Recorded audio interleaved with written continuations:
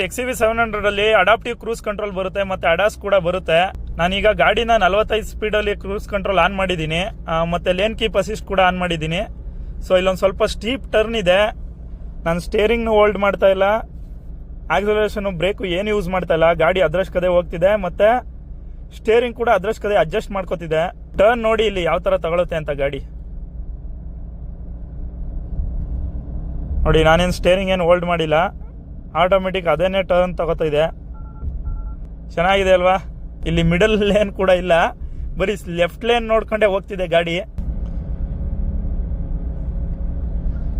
ಮಧ್ಯದಲ್ಲಿ ಯಾವ್ದಾದ್ರು ಗಾಡಿ ಬಂದ್ರೆ ಆ ಸ್ಪೀಡ್ಗೆ ಇದು ಡೌನ್ ಮಾಡ್ಕೊಳ್ಳುತ್ತೆ ಸ್ಪೀಡ್ನ. ಈಗ ಇದು 45 ಅಲ್ಲಿ ಹೋಗ್ತಿದೆ ಅಲ್ವಾ, ಗಾಡಿ ಏನಾದ್ರು 30 ಹೋಗ್ತಿದೆ ಅಂದ್ರೆ ಇದು 30 ಬರುತ್ತೆ.